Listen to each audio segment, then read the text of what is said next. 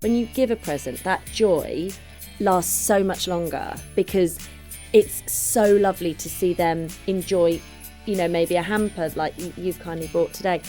And I think that in business, there's a lot of things about giving. People think that means giving something materialistic. It doesn't always mean. It could be giving your time to someone who maybe needs your support. I'm Mike Harris and I help businesses to successfully grow their turnover and profit. In the last year alone, I have helped dozens of businesses at least double in size. And I work with small, medium and large businesses, including startups and multinationals. Today we're bringing you a festive special when we look at why values are the true guiding star for leadership, especially during holiday season. Christmas is a time of reflection, gratitude and connection. But beyond the celebration, it's a powerful reminder that values aren't just words on a wall. They are the foundation of trust, culture and long-term success.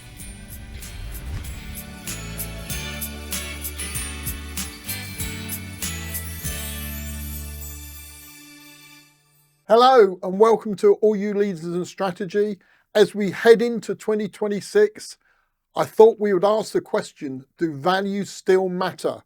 And so to tackle this important subject, I'm joined by not one, but two very special returning guests. And who better than two award-winning business leaders, the Queen of Giving, Jeevan Punj, and professional presenter and host, Sian Brennan-Todd. Welcome. Happy Christmas. Happy Christmas. Happy Christmas. And thank you for joining us. Oh, thanks for having us. Looks very festive in Yeah, here. it looked brilliant, Loving didn't the it? light. Yeah. Thank Toby, the producer, for setting this all up. Well done, Toby. So maybe, Jeevan, you'd like to start by just telling us about yourself, your business, and what you've got planned for Christmas. Yeah, absolutely. So I'm Jeevan Punj. I'm the founder of Elite Hampers. We're a corporate gifting business based here in Telford. And the whole purpose of our business is to add value to business relationships. And plans for Christmas, we're busy with Christmas. It's hamper season, so we are extremely busy. But for Christmas, we go away every year. So me and my husband and our little 7-year-old are in Portugal for Christmas this year. Ah, brilliant. Yeah. Yeah, excellent. Sian? Very nice. Yeah, you're going to be in the sun. Can't You wait. lucky thing. Yeah. Love it. So, my name is Sian Brennan-Todd and I'm a presenter and host and a confidence coach. And I run a confidence coaching business, but my main full-time work is as a presenter and host. It's been busy. It's been award season. I know you've been at lots of awards, so I've been hosting various different awards. And as we sort of come to the end of this season, it's going to calm down for Christmas. And then everyone descends on us. So we have all our family come and stay with us, which I absolutely love. But it is very, very, very busy. My dad's 80 in December, so he's having a big party as well. So I know it's going to be really good fun. Yeah. Excellent. So today we're looking at values. What do values mean to you as leaders? Jeevan, would you like to start? Yeah, absolutely. I think in business, values keep you grounded. You have a plan, you'll have a strategy, but without those values, things can easily change or you can get distracted. Whereas you know what your values are. If something comes along, it's like that shining light that comes from here and you start following it, you kind of look at your values and you think, is that right for me? Yeah. So it keeps you on that. It's like a guiding star, which is appropriate for Christmas, isn't it? Absolutely. Yeah, look at that. Very good, well done. Yeah.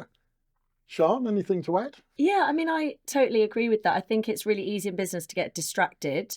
And sometimes it is a minute where you have to pause and think, what are my values? And they can change. I think that's something as well, that your values, you don't have to sort of be stuck in that's it. I think they'll change as your business develops, but your core intention will probably always stay the same. And I think just reminding yourself in the busyness of this season, especially, why did I set up this business? What does it actually mean to me? It's a really good moment to pause and reflect and think about next year and just remind yourself, why did you set it up? What's your reason for that? And bring it back to that, because often that is where the success will come, when you stay true to your values. It's almost as if you've read my list of questions, actually, because the next question is, during holiday season, what's one value that you think leaders should emphasize most? I don't know about you, but I would say giving, I think, is really important at this time. I'm talking to my kids at the minute about how they're obviously so excited about Christmas, and really they're excited to get loads of Yeah. presents. You know, really, Of that's what they're course. excited about. And I think it is really important, because somebody was saying to me the other day, they said that the moment when you get a present, you're very excited and wow, thank you so much. But that does pass. When you give a present, that joy lasts so much longer, because it's so lovely to see them enjoy, you know, maybe a hamper like you've kindly brought today. And I think that in business, there's a lot of things about giving. People think that means giving something materialistic. It doesn't always mean. It could be giving your time to someone who maybe needs your support, giving a minute to somebody who maybe you haven't been able to catch up with. And I think in business, if you can pause, reflect, and give something back, you will enjoy this festive season so much more. That's a really good point. And we touched on that at the last We did, yeah. podcast, didn't we? We Yeah. did exactly. Time is, you know, giving your time to somebody means so much. So yeah, no, I totally agree with that. I think at this time of year as well, there's a lot, I think, to help businesses, there's a lot of trust issues online, a lot of scams and things like that. Something that could really make a difference is honesty. Yeah. It's such a simple thing, but just being honest. Every step of the way, whatever you're doing, whatever business you're doing, just be honest with your clients, your employees. If something goes wrong, just be honest and own up to it. Yeah. I think at this time of year, it's not just this time of year, it should happen all year round, but because you see so much happening this time of year, we get so many emails that we shouldn't be getting, you know, and we think, what's going on here? So just be honest, Yeah. pick up the phone and talk to people as well. I think that makes a big difference, Yeah, rather than just absolutely. your emails. Yeah. I'm actually going to turn the question on its head, actually, because at this time of year, we tend to have a lot of fun, don't we? We get invited to places. You've been to the Houses of Parliament again, as an example. And it's party season, so we have a lot of fun. But as a value, we don't necessarily take that to the rest of the year, do we? We don't necessarily have fun at work all year round. So I would say maybe one of the values we do have is one that we should take to the rest of the year, and the one I'd promote is fun. Enjoy yourselves at work. I think it's really important. You got it. Yeah, Definitely. Okay. So picking up a point you made earlier, Sian, how about sharing a time when sticking to your values helped you navigate a tough business challenge that you had at the time? I would say when I was a professional dancer, you get so much rejection. You know, you're constantly going to auditions, maybe 3-4 a day, and you're getting a lot of rejection. And that's when I think those key values, and we've talked about this before, with confidence in yourself, that's when that value has to come back of, right, what is important to me? Yes, obviously that job, I wanted that job, I auditioned for it, but I didn't get it. Rather than saying, oh, it's me, they didn't like me, you know, I was from. But yeah, as a professional dancer, there's a lot of rejection, and you definitely need to have your core values when you're out in the world, because the rejection in sort of performing and that kind of media space is huge, and you have to be prepared to have those knocks. So I think that's when, you know, the whole confidence and confidence coaching started, because actually you have to then look back at your values and think, well, what do I stand for? Okay, well, I know I'm good at this, so I know this is what I want to take into work. And that's not going to work for everybody. Everyone's different. Everybody's looking for something different. So I would say for me, it's knowing what it is you believe in yourself, having that self-belief, because other people will come and knock it, and not necessarily meaning Not to. intentionally, yeah. You know, not necessarily in an unkind way. So I think it's really important just to have that really solid framework in yourself about what your values, because like I say, in professional world of performing, it gets knocked a lot, and you have to know what you stand for and, you know, what you believe in, because somebody else might not care for their job. You know, it might not be important. If you're performing on a stage, they don't need to know what your value is. They just need you to do that role. So I think knowing your internally what you feel in your internal compass about where your values sit is really, really important. And like I say, in the performing world, that's been key. Jeevan, have you got any values that you found have helped you navigate a difficult situation? Yeah, so one of our core values is quality. We want to provide quality products to our clients. It became difficult. So not long after I started the business, prices just shot up. Chocolate prices went up ridiculously, and we do a lot of chocolate in our hampers. So what do? You don't want to compromise that quality, but you want to be able to last as a business, but still provide that service to your clients. So it's at those times you've got to remember, what is my core value? Yeah. My core value is quality. I'm going to stick to the brands that I want to have in my hampers, rather than try and reduce the quality or reduce the quantity of what I'm giving, because I want the receiver of the hampers to feel that quality, and I want my clients to be getting that quality in what they're paying for as well. So in tough times, you do kind of Absolutely. doubt Yeah. yourself, and you think, Yeah. but when you've got those core values, I've got them on my wall at home, on a chart, and quality, excellent service, honesty, trustworthiness, that's all on my chart. Yeah. And it's a reminder of, actually, don't falter from that.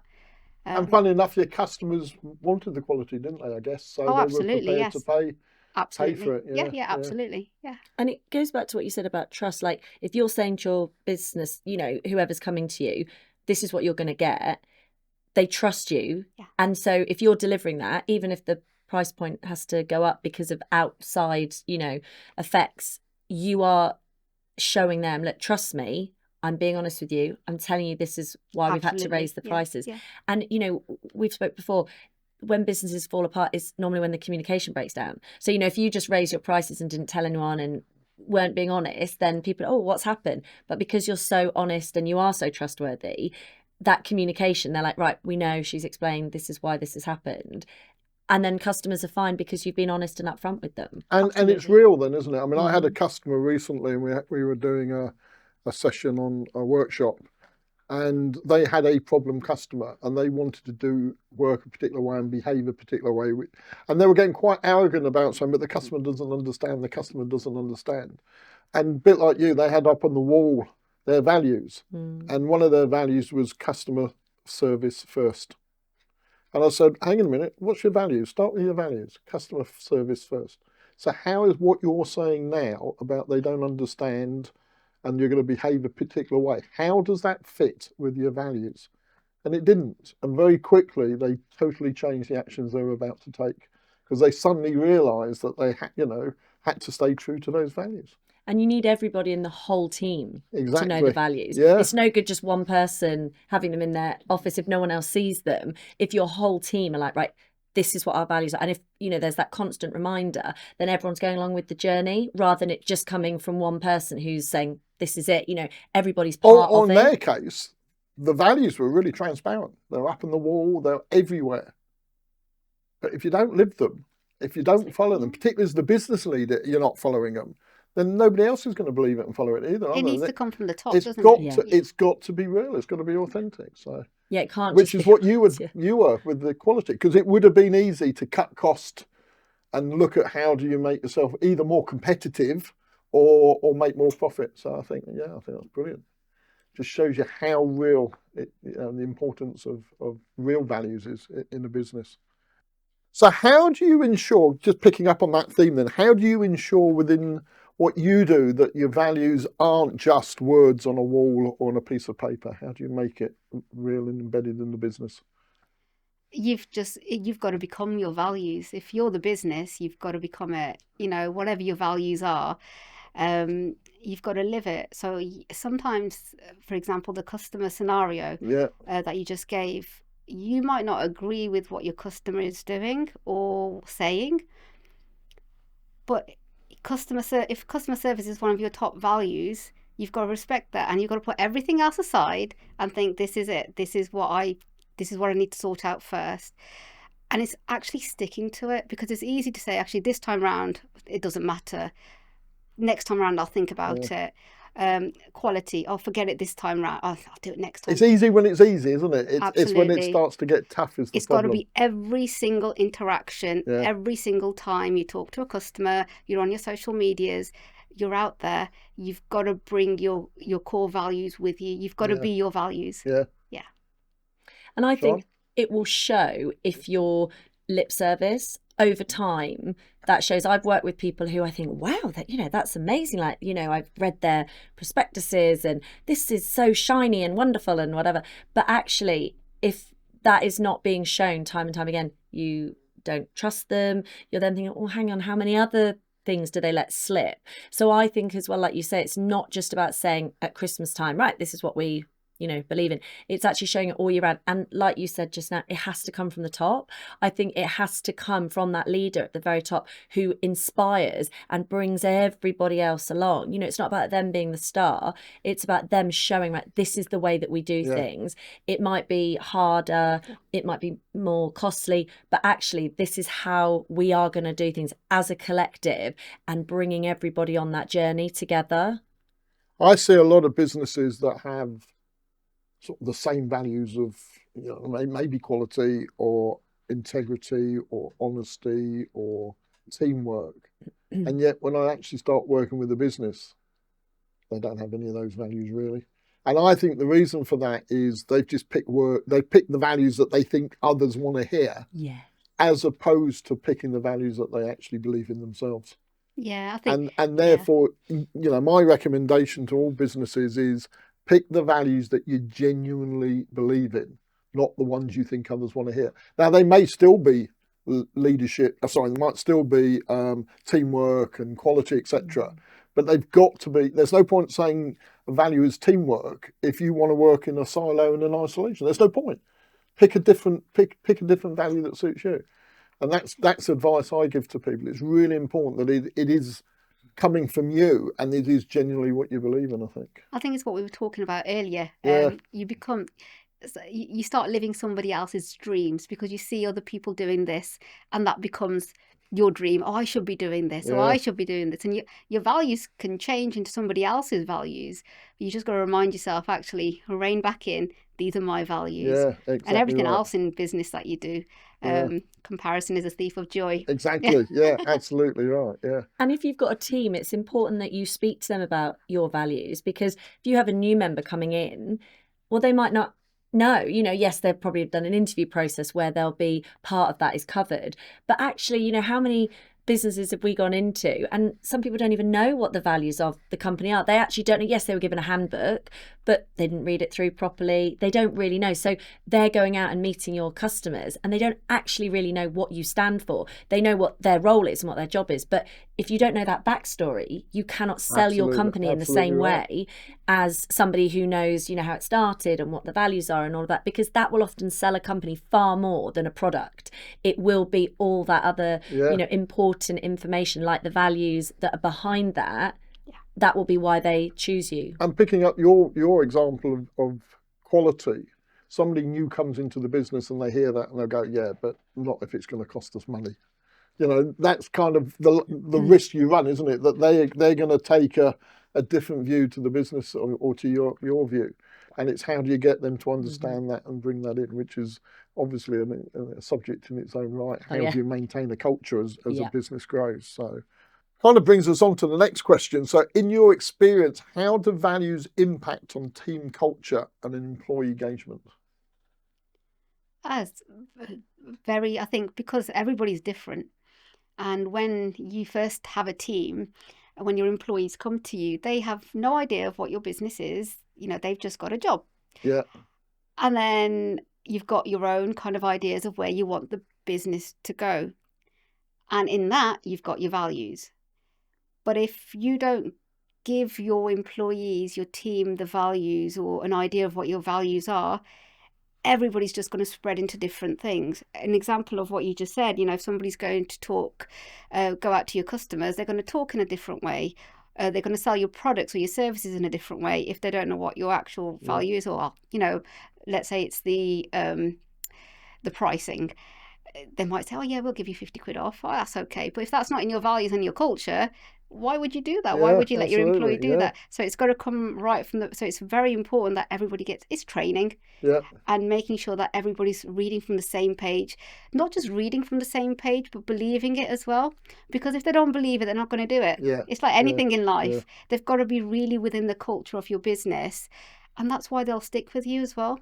And you see that in companies where employees have been there 10, 20, 30 years. They've got a strong culture in that business and they really believe in what that company is doing. The leadership's great. The strategy that they've got is great and their values work and the employees believe in them. And I think that's probably a good structure. Yeah.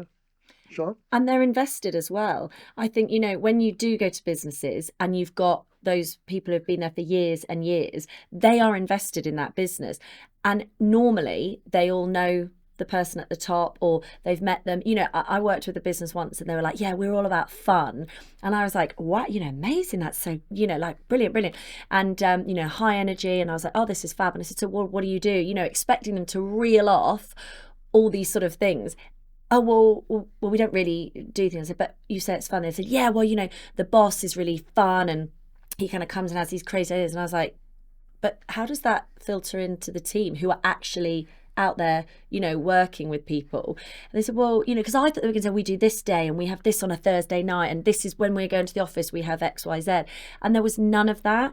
And that was a really interesting point for me when I was sort of trying to talk to that confidence, because I was saying, well, hang on a second, your tagline is about how fun you are. How are you actually implementing that into your business? Because that's great. What any business can choose what they want to have as their thing, but it has to come. It can't just be, well, that's what our boss is like, and so we're all kind of tailing off on that. Because as you grow, that's not enough. Yeah. Everybody needs to be sort of part of it. So whatever you pick, honesty, pricing, whatever it is, your whole team need to be in on that, and they need to see it coming from the top. Right, well, what does it mean if we're having fun? Okay, it means every Thursday we do whatever it is, whatever activity they want to do. So the whole culture of the office is the same, but the leaders are also showing that they're coming in, they're having fun. It's not just it's on the wall, we have fun. The leaders coming in and they're doing the fun games or whatever, whatever it might be. And I think when businesses are doing and thriving really well is often when that person at the top is completely immersed and is showing everybody how they can be part of it, rather than just, as we know, sitting at the top doesn't work, and it's actually being part of everybody. And then everybody, like you said, is invested and they want to stay. They want to be a part of an environment like that, whatever they choose to do. If they've gone for a job, there's a reason they want to work for you. If your tagline is it's fun or it's serious or whatever it is, or we pride ourselves in, commitment and communication, someone has chosen to work with you because of that. Yeah. You need to then implement that and show them this is how we live our values. It's equally important with supply chain as well, isn't it? We're talking about staff and people in the business, but I find a lot of the time your suppliers, it's really important that they buy into and understand your values, because you're really dependent on them in order to be able to deliver. Oh, absolutely. We have a lot of suppliers. I actually wrote a blog on suppliers last month because I value our suppliers. They are part of my team. Yeah.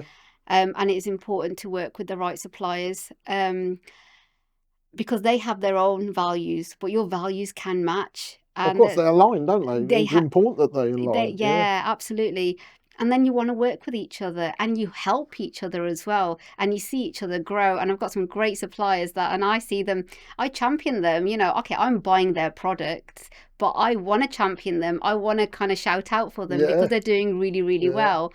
But your values have to align, and you can always say no. If you look at a product and you think the product is great, but where it's coming from, you're not happy with, and it doesn't align with your values, let's say it's sustainability or whatever it is, you can say no. Yeah, absolutely. Yeah. And I was just going to say on that, sometimes it can be really hard sticking to your values. Like, let's not make any bones about that. Sometimes it's really difficult, by saying, no, we're going to have quality, because that might mean the price goes up and you do lose certain customers, so it can be really challenging as well. And I think that's really important to recognize that, because people will be thinking, oh yeah, they can just say that, but it can be really there are definitely times when I've thought, oh, maybe I'll sort of bend a bit to to do that because I really want to work with them. Well, actually, when you think about it again, let's come back, is that what I want to do? But that can be difficult in a very fast-paced world, and we've got businesses and we want to do as much as we can and we want to take on that role. So sometimes it's really difficult sticking to your values, but I think in the long term it will make a huge difference and people will notice that you've done that. Yeah. And just picking up on that, sometimes they can conflict. I was with a customer recently where one of their values was the importance of the customer service. But on the other hand, one of their values also was actually not to be the biggest, but to be the best.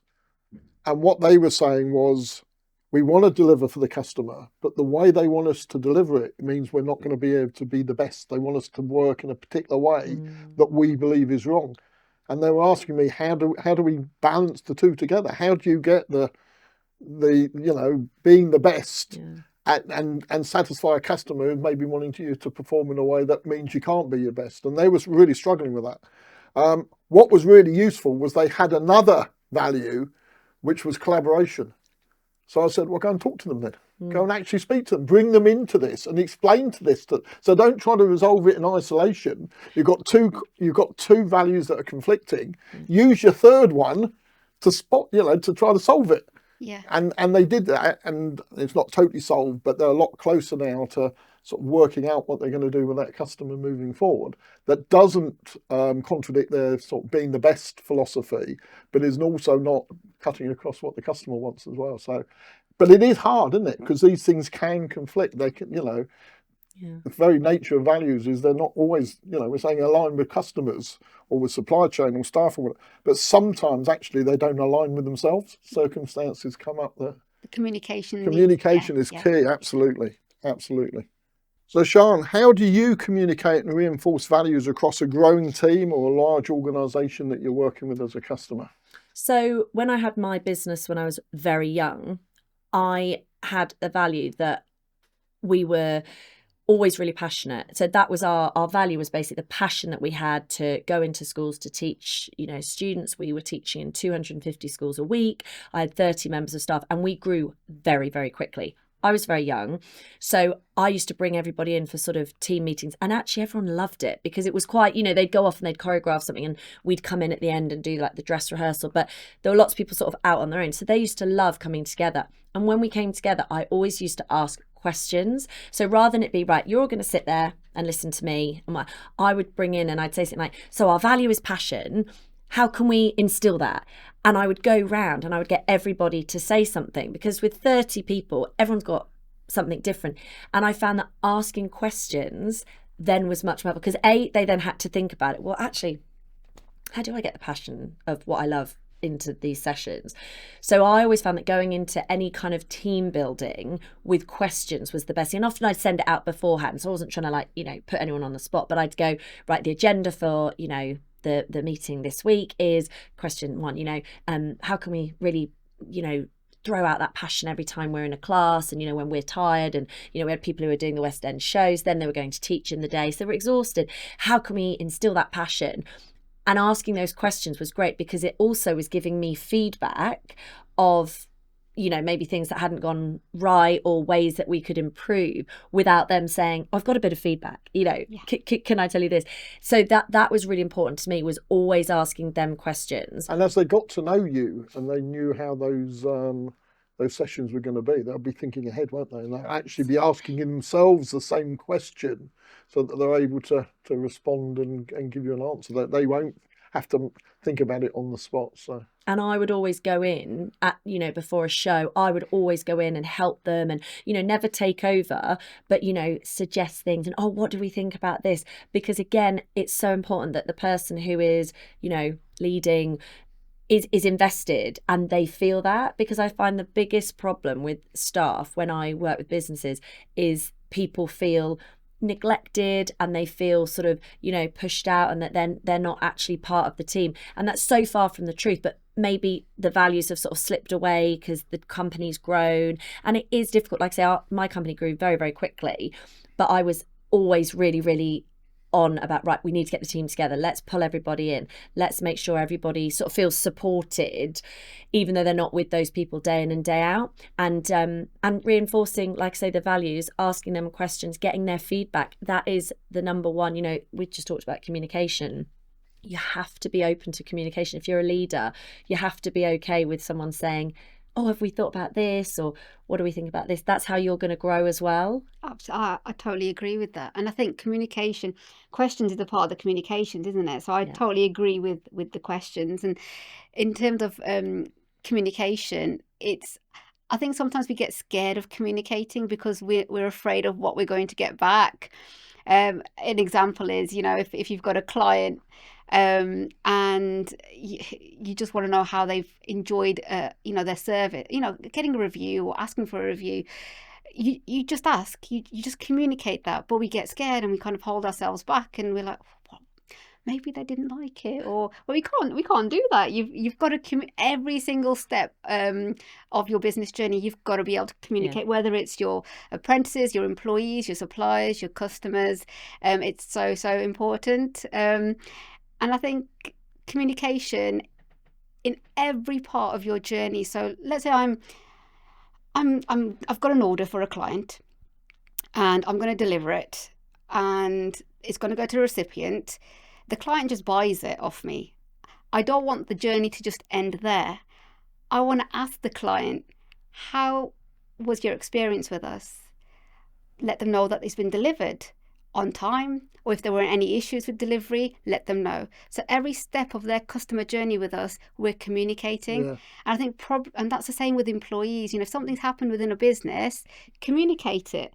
Just talk to them rather than just email. Have a simple conversation, because we're all human at the end of the day. It's very simple to do. We're just scared of doing it. Well, and absolutely, and I get scared of doing it sometimes. Yeah, well, we all do. Yeah. So we a customer earlier in the year. And I'm doing a session looking at their business plan, and they do a lot of customer feedback.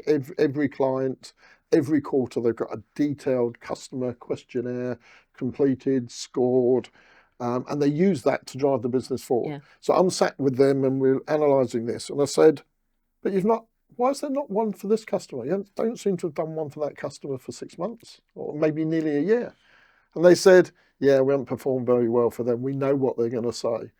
And I said, so you're not asking them because you don't think you've done a very good service. Yeah, we haven't done a very good service. I said, that's the most important time to ask the question.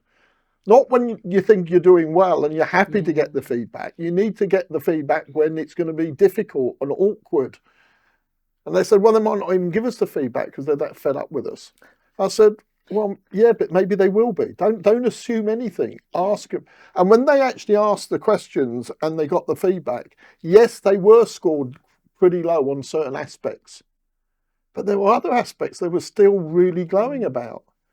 And it was the other aspects on why that customer was still coming back. So if they could solve the bits that weren't going well, which, to be fair, didn't seem to be a problem for other customers, so something had gone wrong, solve that, and they were going to have a really happy client. But they'd been so worried. Well, they just didn't think they needed to ask. They thought they knew.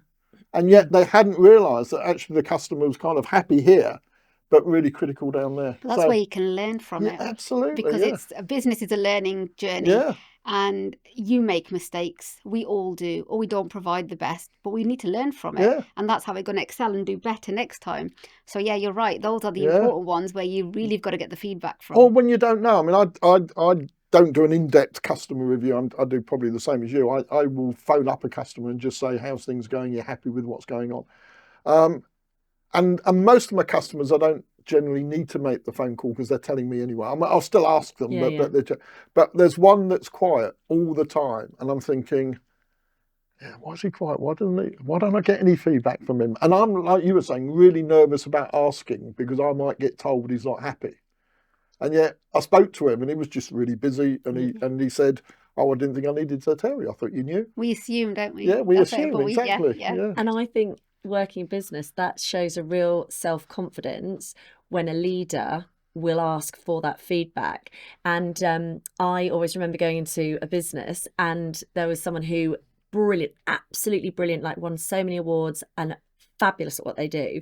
And the first thing when we went in, and there was me and someone else, and we went in and we were talking to them, and he said, okay, hi, bit of an introduction. Then he said, right, what's really important to me is that you tell me exactly what I need to improve on, not just me, but I really want.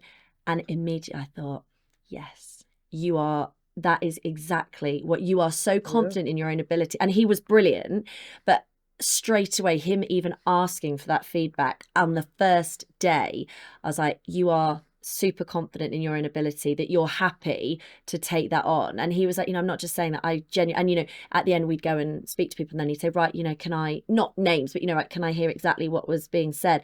And so of course then we have that confidence to say to, well, actually, you know, this area, you know, maybe this needs to be looked at. And suddenly you're thinking, God, this business is going to grow and be so successful because the person right at the very top is open to change. But as an individual, you feel they trust you as Of well, don't course, they? You feel they trust you because you've asked them for your opinion. So yeah, so it really creates that bond, It I does, think. yeah. Fantastic. Okay, we're coming to the end of the podcast. I know everybody's got other things to get on and do. So the last question then, looking ahead to the new year, what values will you personally commit to strengthen your leadership? So our core values, quality, excellent service, honesty and trust. And that is something that we will go into the new year and keep working on. And I always believe that we can always do better. So my business is just over 4 years old. It's improving every year. First year, I failed on so many things. But the next year I did better and better, and I can work on the quality still. I can still work on every single value, but I know I'm going to stay true to my values. So taking all of them back into 2026. Excellent. Sian? I would say passion, trustworthy and kindness.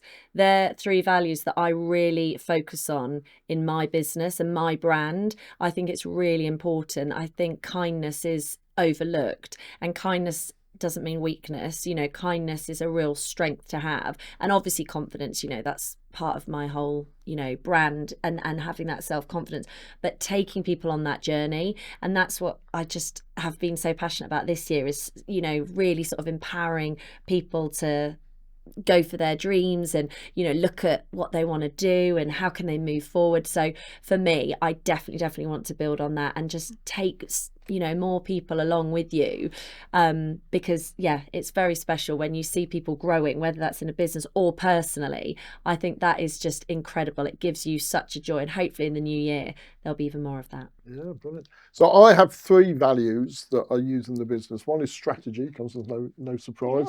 Everything I look at is through the eyes of strategy and bringing that to the businesses.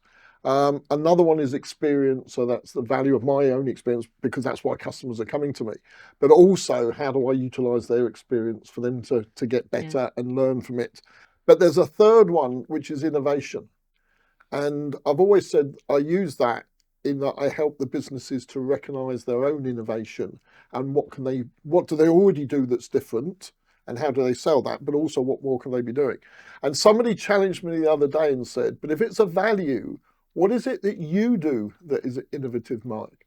I was thinking, I don't know. What do I actually do that's innovative? How do I have it as a value? I have it as a value as in for my customers, but what does it actually? So for me, coming into the new year, I'm going to focus on the innovation value and think about what is it I can be doing that's actually more innovative in what I do. That's a really, that was interesting. Interesting, isn't it?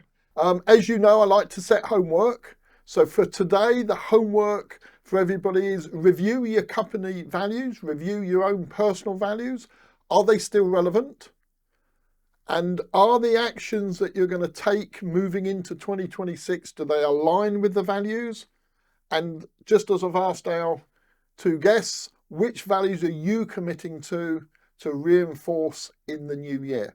Thank you for joining us today. It's been great fun. Merry Christmas. Merry Christmas to you too. And Merry Christmas to all of you watching the podcast. And just a quick reminder of where you can find us. You can watch us on the Leaders in Strategy YouTube channel, listen to us on Spotify, Apple Podcast, Amazon Music, Podbean and Podchaser. And of course, we upload every episode onto my LinkedIn page and also onto the Strategist Consulting website. So there you have it, today's show. Hope you've enjoyed it, and you'll come back and join us again for another episode of the Leaders in Strategy podcast. I'll see you soon.